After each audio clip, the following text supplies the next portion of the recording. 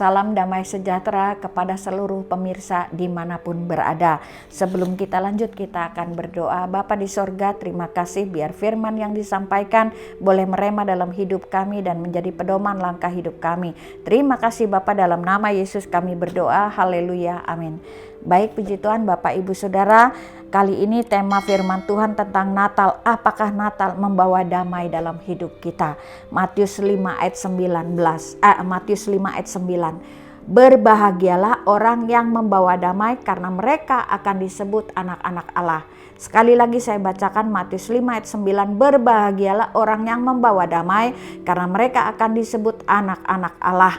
Nah, waktu kecil ada satu nyanyian yang tidak menjadi berkat, bahkan mungkin bisa membuat orang nyaris putus asa. Lagunya demikian: angin dingin mentiup mencekam di bulan Desember, air hujan turun deras dan kejam, hati berdebar, ku teringat bayangan impian di malam itu, dan selanjutnya.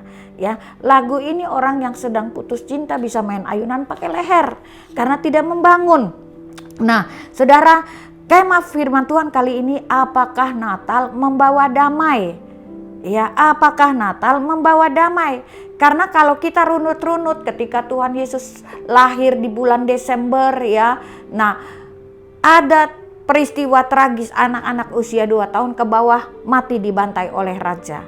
Nah, pada bulan Desember banyak peristiwa yang terjadi di dalam dunia ini. CNBC Indonesia, Desember tahun 1657, tsunami di Pulau Buru. Dia nggak ada korban jiwa tapi merusak. 29 Desember 1820, tsunami di Bulukumba, 500 orang tewas. 16 Desember 1841, tsunami di Ambon, nggak menyebabkan orang tewas tapi merusak. 13 Desember 58, tsunami di Sangir, merusak. 24 Desember 1852, tsunami Banda Neira, merusak. 26 Desember 1859, tsunami Minahasa, merusak. 1 Desember 1927, tsunami Donggala, 50 orang tewas. 22 Desember 1939, tsunami Minahasa, merusak. 25 Desember 82, tsunami Larantuka, 13 orang tewas. 12 Desember 1982, tsunami Larantuka, 13 orang tewas. 12 Desember 92, tsunami Flores, 2100 orang tewas. Lalu 25 Desember 2004, tsunami di Aceh, 230.000 orang tewas. 22 Desember 2018, tsunami Selat Sunda, 426 orang tewas. Dan 14 Desember 2014, Dusun Jemblung, Banjarnegara, Jawa Tengah, puluhan warga tewas tertimbun bangunan karena longsor. 3 Desember 2021, tanggul jebol sepanjang 3 meter diterpa banjirop air laut pasang yang sangat deras di Ancol dan sifatnya merusak. 4 Desember 2021, lahar gunung di Lumajang. Dan info yang saya dapat 11 Desember 2021, 45 orang telah meninggal dunia. Nah, kenapa di bulan Desember terjadi hal-hal yang ekstrim? Kenapa di bulan Desember terjadi hal-hal yang tidak mengenakan? Kenapa di bulan Desember momen Natal membuat banyak orang tidak sejahtera? Nah, saudara, apakah Natal membawa damai sejahtera? Nah, saudara, yang membuat Natal membawa damai sejahtera adalah respon kita sendiri. Natal damai atau tidaknya itu adalah respon kita sendiri. Kalau respon kita damai, ya damailah Natal itu. Kalau respon kita nggak damai, ya nggak damailah respon itu.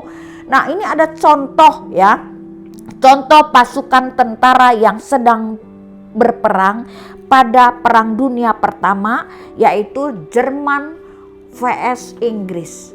Ya, 24 Desember tahun 1914, tentara Inggris Charles Bower meringkuk kedinginan di parit persembunyian yang berlumpur. Ya, perang sudah bertarung 5 bulan, ia berada di garis depan konfrontasi pasukan.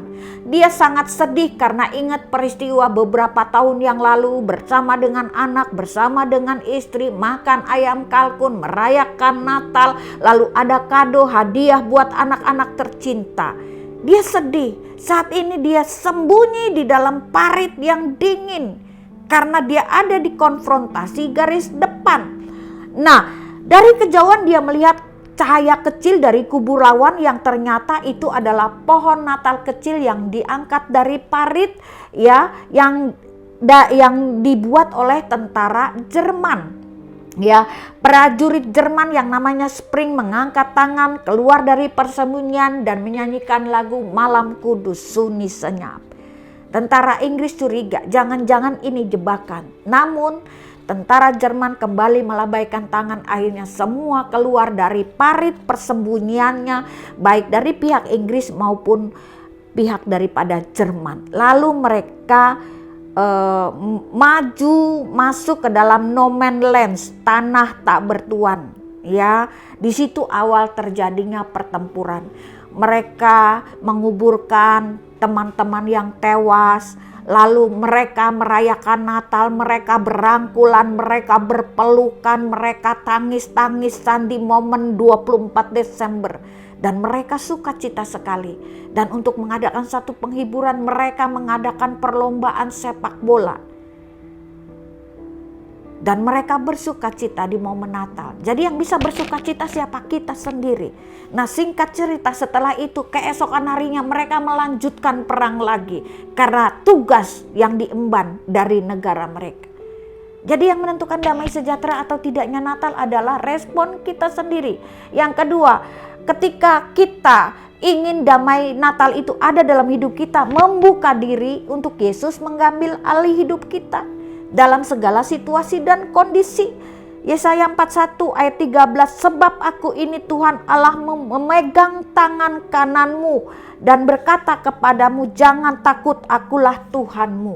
Nah saudara, jadi saat ini di momen Natal ini, Natal akan membawa damai bila respon kita positif. Natal akan membawa damai bila kita membuka dan menyerahkan hidup kita kepada Tuhan. Ya, membuat kepada lalu Natal akan membawa damai. Ini adalah momen Natal yang sangat luar biasa ketika kita saling memaaf-maafkan. Kalau ada luka hati, kalau ada akar pahit, kita bereskan di momen Natal ini supaya terjadi pemulihan. Nah, ada orang yang di momen Natal tidak ada damai sejahtera. Siapa saudara? Raja Herodes. Karena apa? Dia takut tahtanya diambil oleh raja yang baru yang namanya Tuhan Yesus. Makanya dia berusaha membunuh Tuhan Yesus Kristus. Namun hal itu tidak terjadi. Lalu siapa di momen Natal yang tidak membawa damai? Adalah orang-orang yang menolak datangnya Yesus sebagai juru selamat. Mereka melakukan hal-hal yang anarkis dan arogan untuk membatalkan suasana damai Natal. Nah, hari ini apapun kondisi kesulitanmu, biar di malam Natal ini engkau boleh mendapatkan damai sejahtera dalam hidupmu. Dan biarlah damai Natal boleh terjadi dalam setiap hidup kita. Amin. Tuhan memberkati. Tuhan Bapa yang baik, biar di momen Natal ini kami boleh meresponi dengan positif. Kami boleh menyerahkan hidup kami ke dalam tangan Tuhan. Kami boleh mengampuni orang yang bersalah kepada kami seperti kami sudah mengampuni, seperti Bapa sudah mengampuni dosa kami, Bapa. Terima kasih Tuhan, biar di momen Natal ini benar-benar mendapatkan sesuatu yang baru, damai sejahtera yang baru, walaupun mungkin ada ibadah yang belum on site Bapa, tapi kami percaya damai Natal tidak dipengaruhi oleh ruang dan waktu, oleh tempat dan suasana. Biar Yesus lahir di dalam hidup kami, hati kami, dan ada damai sejahtera dalam hidup kami. Terima kasih Bapa dalam nama Yesus. Amin.